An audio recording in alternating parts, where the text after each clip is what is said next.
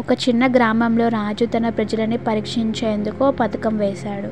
గ్రామం మధ్యలో పెద్ద రాయి పెట్టించి ప్రజలు ఎలా స్పందిస్తున్నారో చూడాలనుకున్నాడు. అందరూ రాయిని చూసి తప్పించుకునేవారు, కానీ ఎవరూ ఆ రాయిని తీయడానికి ప్రయత్నించలేదు. అలా రోజులు గడుస్తుండగా ఒకరోజు రాము అనే వ్యక్తి అటుగా వెళ్తున్నాడు. అతను పొలాల్లో కష్టపడే సాధారణ రైతు. తన భుజాల మీద ఉల్లిగడ్డల సంచి వేసుకొని నడుస్తున్నాడు.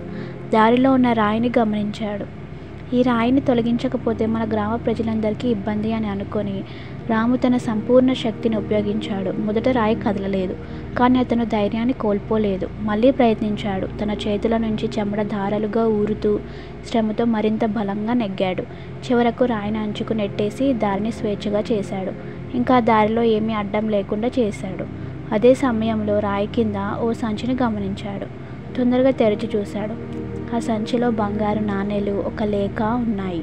ఆ లేఖలో ఈ బహుమతి నిజమైన శ్రమ చేసేవారికి, నిజమైన ధనము శ్రమతో కూడిన మనసుకే దక్కుతుంది అని రాసి ఉంది. రాము ఆశ్చర్యంతో కన్నీళ్లు పెట్టుకున్నాడు. ఈ కష్టపడే రైతు తన మంచితనం, కృషి వల్లనే ఈ బహుమతి పొందాడని తెలుసుకున్నాడు. ఈ వార్త రాజు చెవిలో పడింది. అతను స్వయంగా వచ్చి రామును అభినందించాడు. ఈ ప్రపంచంలో నిజమైన సంపద శ్రమే.